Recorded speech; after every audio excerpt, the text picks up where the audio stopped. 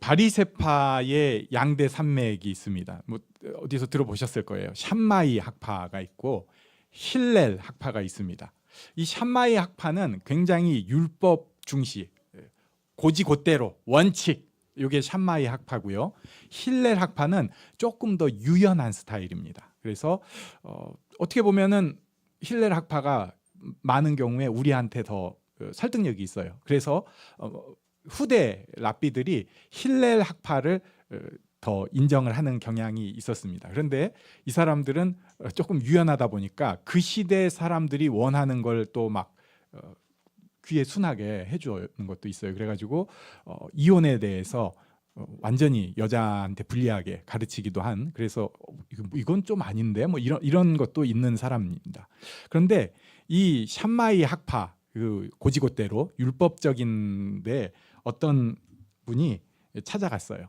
그래가지고 이 샴마이한테, 랍비 샴마이한테 딱 가가지고 제가 한 발로 여기 서 있는 동안 율법을 한 줄로 요약해 주세요. 이렇게 얘기를 했습니다. 샴마이는 고지곧대로인 사람이에요. 어디 이런 말 같지도 않은 하면서 몽둥이 들고 쫓아버렸습니다. 네. 사실 저 공감이 돼요. 진짜 좀 쫓아버리고 싶은 사람들이 가끔 있습니다. 네. 우리 교회에는 그런 분이 없어서 너무너무 감사한데 교회 안에 없다 보니까 밖에서 가끔 이렇게 출몰하시는 분들이 있는데, 이거는 차라리 대놓고 싸우자고 하든지 욕을 하면 내가 그냥 그러겠다 하는데 이 말을 돌려가게 하는 것도 아니고 저런 걸 꼰대라고 해야 되는지 굉장히 힘들게 하는 사람이 있어요.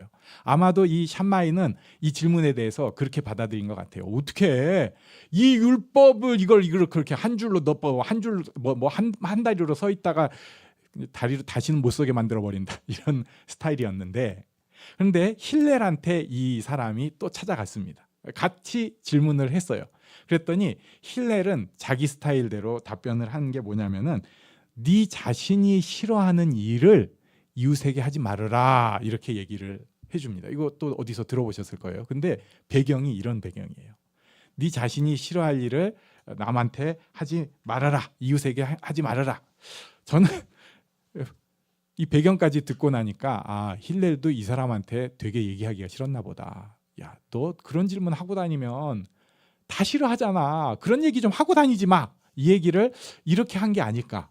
그런데 후대에는 이제 이게 전해지면서 힐렐은 싫어하는 일을 안 하는 게 율법의 이 완성이야, 이렇게 설명을 했다고 알려졌는데, 제 해석은 그보다는 힐렐의 그 상황을 보면은 야, 너 좀 그러고 다니지 말아라가 더 맞지 않나로 생각을 합니다. 오늘 예수님께서 또 지금 이런 질문을 맞닥뜨리고 있습니다. 34절에 보면은 예수께서 사두개인들로 대답할 수 없게 하셨다함을 바리새인들이 듣고 모였습니다. 이 모여가지고 지금 무슨 좋은 일 하려고 하는 게 아니고요, 예수님을 대적하려고 하고 있습니다. 예수님은 계속해서 대적을 받습니다.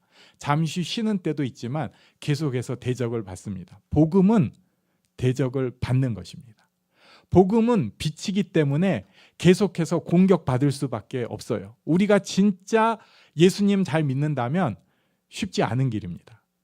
굉장히 평안하고 너무 감사할 때도 있지만 곧바로 이어지는 전투 상황들이 생길 수밖에 없습니다. 사람들은 복음에 대해서 가만히 있지 않습니다. 여기 바리새인들이 지금 모여가지고 35절에 보니까 율법사가 예수를 시험하여 묻습니다. 선생님, 율법 중에서 어느 계명이 큽니까?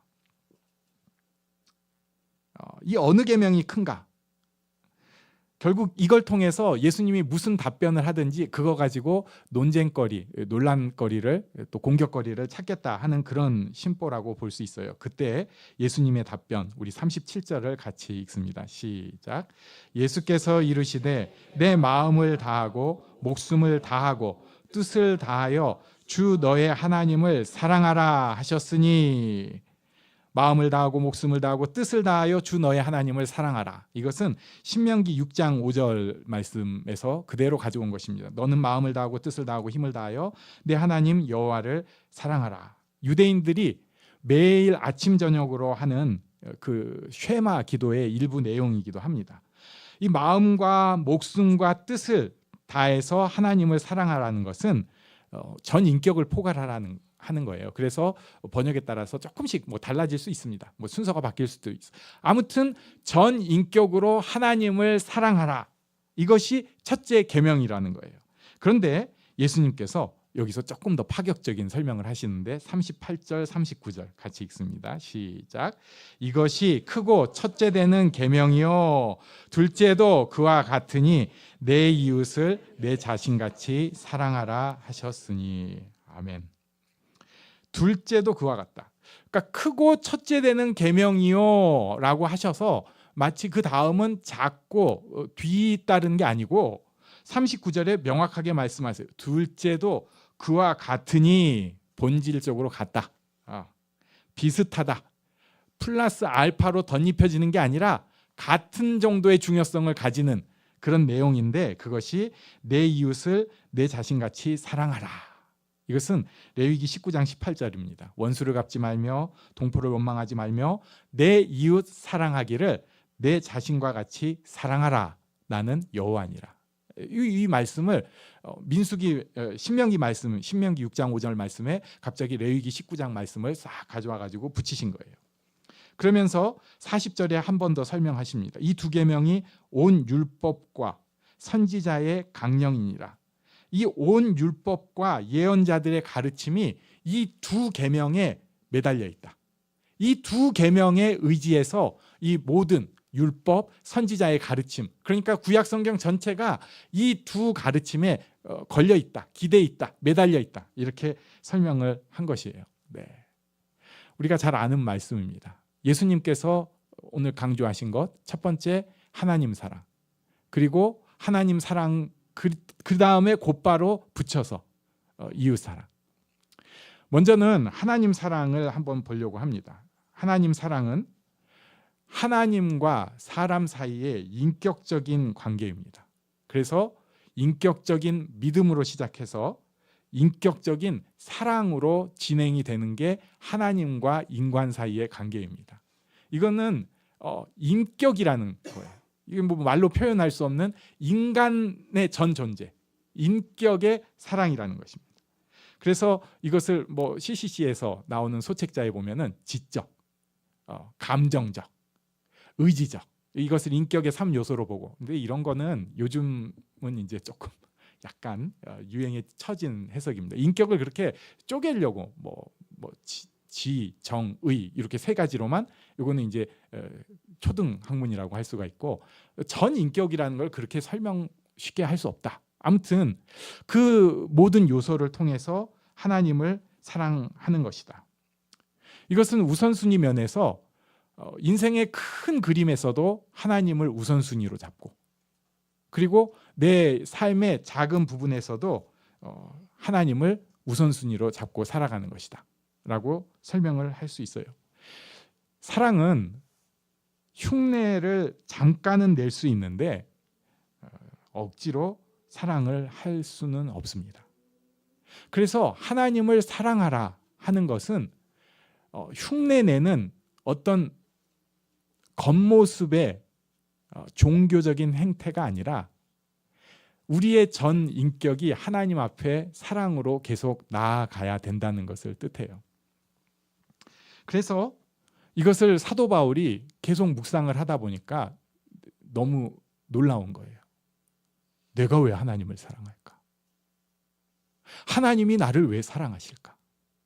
너무 신기하고 신비한 일입니다. 그래서 이것을 말로 할 방법이 없으니까 이것은 창세전에 하나님께서 작정하신 일이다. 우리의 머리를 뛰어넘는 놀라운 신비적인 일이라는 거예요. 하나님과의 사랑의 교제는. 그런데 세상은 이런 하나님과의 사랑에 대해서 절대로 인정을 하려고 하지 않습니다. 많이 양보를 하면은 하나님께 경배하는 것은 나는 믿지는 않지만 그 정도는 있을 수도 있지. 조물주에 대한 예의 아니겠어? 여기까지는 인정을 하지만 하나님을 사랑한다? 이런 것은 이해도 안 되고 알 수도 없고, 그래서 이 세상의 문화는 하나님을 사랑하는 것을 아예 배제를 하는 문화예요. 하나님과 우리는 인격적으로 관계가 없다. 하나님이 있다 해도 우리랑 관계가 없고 우리는 하나님께 나아갈 방법도 사실상 없다. 우리는 지금 이런 막힌 세상 가운데, 닫힌 세상 가운데 있다. 그래서 이 문화들에 추구하는 게 뭡니까? 눈에 보이는 것. 보이지 않는 세계는 인정을 안 해요. 눈에 보이는 것만 굉장히 집착을 합니다. 눈에 보여지는 것. 그리고 남들과 비교해서, 왜냐하면은 다른 큰 존재가 없으니까 우리끼리 이렇게 재갖고 이만큼 크면 크다. 이만큼 작아. 작아. 이러면서 비교에 굉장히 마음을 다 쏟으려고 해요. 그러면서 이 땅에서 결국 복이라는 게 뭐냐? 쌓고 더 쌓고. 난 몰라. 난 더 쌓을 거야. 그래가지고 쭉쭉쭉 쌓는 게 복이라고 이렇게 생각을 합니다. 눈에 보이는 것이 최고다. 남과 비교해서 우월한 것이 최고다. 쌓고 더 쌓는 것이 최고다. 크리스찬들, 예수 믿는 사람들, 하나님 사랑을 맛본 사람들도 여기에 흔들흔들해요. 심지어 교회마저도 이런데 흔들리다 자빠져 버리기까지 합니다. 우리도 눈에 보이는 것에 마음을 순식간에 다 뺏겨버릴 때가 있어요. 보이지 않는 세계는 잠깐 생각하려고 하다가 다시 정신 차려야 돼. 난 보이는 세계가 중요해. 다 뺏겨버려요. 그리고 계속해서 다른 사람들이랑 비교를 합니다. 하나님이 인격적이시고 하나님이 나를 사랑하시고 나를 향한 사람들이 생각할 수 없는 특별한 계획을 가지고 계시는데, 그렇다면 나도 이것을 믿고 하나님과 나만의 소통, 내가 그렇게 찬양을, 노래를 잘하는 편은 아니지만 내 식의 찬양, 내가 기도를 유창하게 하고 그렇게 막 성실한 사람도 아니지만 내가 할 수 있는 스타일의 기도, 그리고 하나님의 사랑의 말씀에 대해서 내가 할 수 있는 그 위치에서 자꾸 보고 느끼고 묵상하고 이렇게 해야 하는데 그게 사라져 버리는 거예요. 그러니까 입으로는 감사라고 하는데 이게 남과 비교해서 감사지 진짜 마음속에서 나오는 감사가 아니고, 간혹 남보다 잘한 게 있으면 감사해 이럴 수가 있지만 안 그러면 바로 별로야 이렇게 됩니다. 하나님을 보지 않으면은 계속해서 쌓고 더 쌓고 그래도 더 쌓고 끝까지 쌓다가 결국은 죽는 게 인생인데, 하나님의 이 계획, 사랑, 인격적인 교제가 있으면은 나도 물론 쌓고 살아요. 하지만 거기서 옆으로 좀 비껴날 수가 있습니다. 이게 허물어진다 해도 죽지 않는다는 거 알아요. 인생에 훨씬 중요한 것은 하나님과의 교제라는 것을 압니다. 이것이 크고 첫째 되는 계명이라는 거예요. 그러니까 인생에 자꾸 세상에서 그렇게 휘둘리지 말고 가장 중요한 거 좀 찾아라. 하나님을 향한 마음 좀 찾아라. 눈에 보이는 것에 다 하지 마. 자꾸 비교하지 좀 마. 지금 너의 삶에서 뭐 좀 쌓는 거에만 그러지 말고 진짜 하나님과의 소중한 관계를 가져라. 하나님을 사랑하라는 거예요. 그런데 39절의 둘째도 그와 같으니 내 이웃을 내 자신같이 사랑하라고 하셨습니다. 여기에는 누가복음 10장으로 가보면은 첫 번째 질문이 당연히 들어옵니다. 그럼 도대체 내 이웃이 누군가? 누가복음 10장에 보면 어떤 율법 교사가 예수님께 나와서 내가 무엇을 하여야 영생을 얻으리까? 그러니까 지금 오늘 본문이랑 비슷한데 조금 달라요. 그래서 아마도 이 가르침은 계속해서 예수님께서 꾸준히 하신 가르침 중에 한 가지다 이렇게 생각을 합니다. 예수님께서 율법에는 뭐라 했느냐 그랬더니 누가복음 10장 27절에 한번 27절 같이 읽겠습니다. 시작.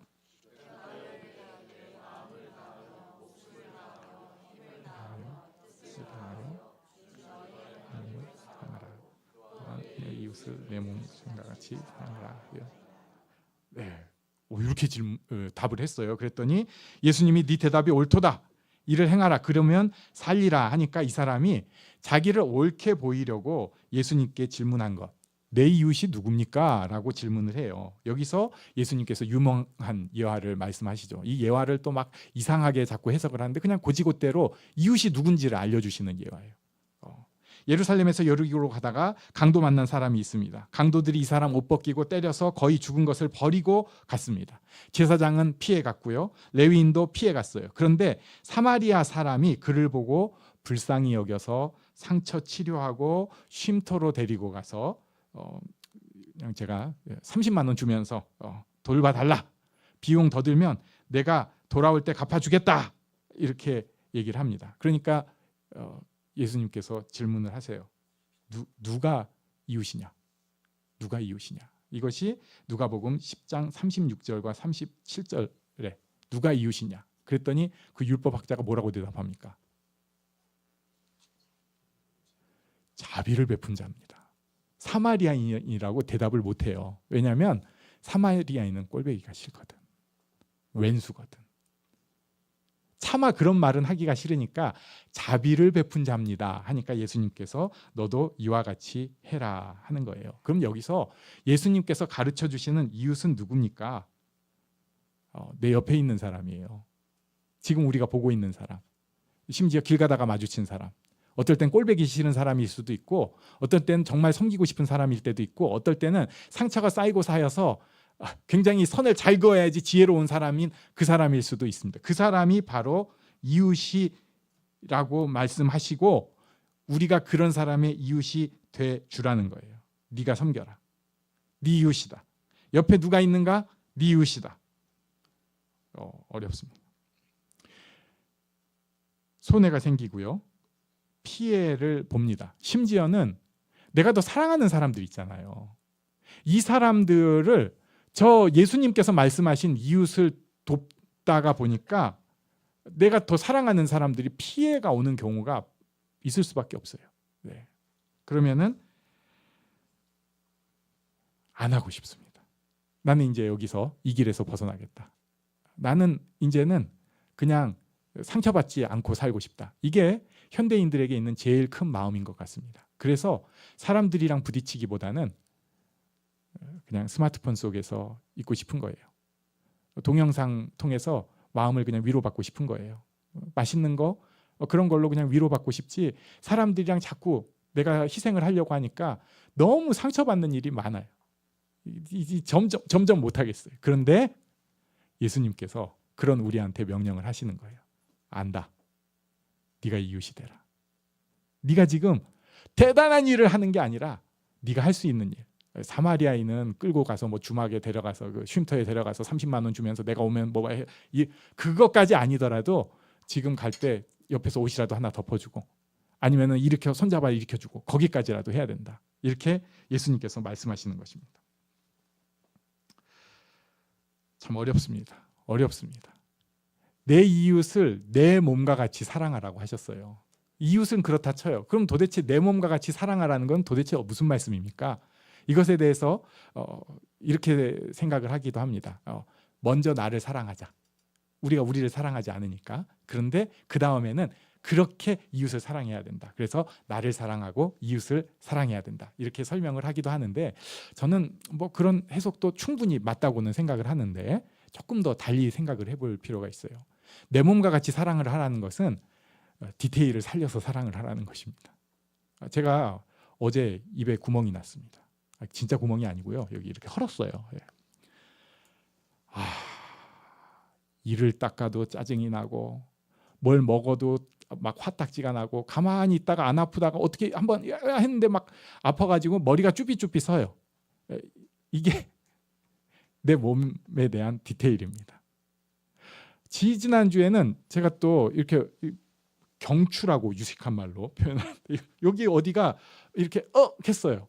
그러고 나니까 이게 걸을 때도 힘들고 앉을 때도 힘들고 뭐 그런데 그거 가지고 제가 여러분한테 제가 지금 목이 아프고 뭐 입에 구멍이 났고 이런 건 얘기를 안 해요. 큰일이 아니니까. 근데도 너무너무 힘들어요. 진짜 인생이 이것만 아니면 살 것 같아. 정말 그게 내 몸입니다. 디테일이 있어요. 자기만 아는, 나를 건드리는, 또 어떤 경우에는 내 마음에 그런 게 있습니다. 뭐 넘어갈 수도 있는 일인데 그거는 진짜 굉장히 불쾌하고 힘들고 짜증나고 이래야 돼? 이런 게 있어요. 그런 마음으로 이웃에 대해서도 그들도 똑같은 그런 마음이 있다는 것을 생각하고 그들을 사랑해 주라는 것입니다. 그냥 음식 갖다 주면서 야, 좀 막말로 이거 처먹어라. 이거는 사랑이 아니에요.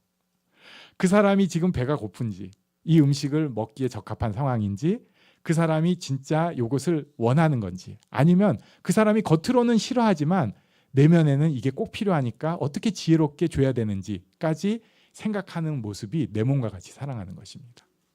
전에는 자녀를 사랑한다고 할 때도 그냥 내 식으로 사랑하는 거. 이게 옳잖아. 그러면 이거 너 처먹어라. 이 얘기랑 같이 들립니다. 다른 사람들에 대해서 뭔가 좋은 얘기를 해줄 때도 이게 맞는 거고 좋은 건데 이게 좋은 거지. 이것은 아니에요.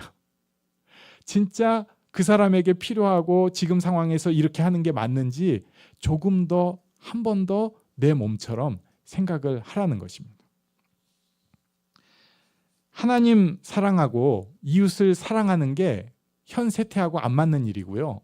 우리 본성에도 그렇게 썩 어울리는 일 아닌 것처럼 보입니다. 그런데 놀라운 일은 이런 삶의 목표를 가지고 사는 사람이 인생을 제대로 살 수 있습니다. 인생의 맛을 진짜 제대로 누릴 수 있습니다. 인생을 인생답게 살아주는 가장 명확한 방법이 무엇인가? 그것은 예수님의 율법을 지키는 것인데, 인생을 인생답게 확실히 살아내는 방법은 하나님을 사랑하고 이웃을 내 몸과 같이 사랑하는 그 삶을 사는 것입니다. 예수님께서 우리에게 주신 가장 큰 축복의 말씀이에요. 그냥 우리를 괴롭게 하시려는 게 아니라 네가 이렇게 살 때 인생을 알 수 있다. 인생을 누릴 수 있다. 하나님의 복 가운데 있는 게 무엇인지 알 수 있다. 이렇게 알려주신 것입니다. 우리도 이런 도전했으면 좋겠습니다. 네. 다시 한번 하나님을 사랑하는 그 불 좀 지폈으면 좋겠어요. 네. 괜찮아. 하나님은 나를 사랑하셔. 난 외면할래. 이러지 말고요. 반응을 보이시면 감동이 있습니다. 그리고 바로 붙어서 내게 주어진 이웃들을 하나님 안에서 어떻게 사랑할지 오늘 한 가지, 내일 한 가지 행함으로 하나님께서 주신 이 축복이 내 삶 가운데서 이루어지는 것을 우리가 서로 느끼고, 야, 이래서 이 말씀을 주셨구나. 인생이 이렇게 풍요롭고 복된 것이구나. 나눌 수 있는 우리들이 되기를 간절히 바랍니다. 아멘.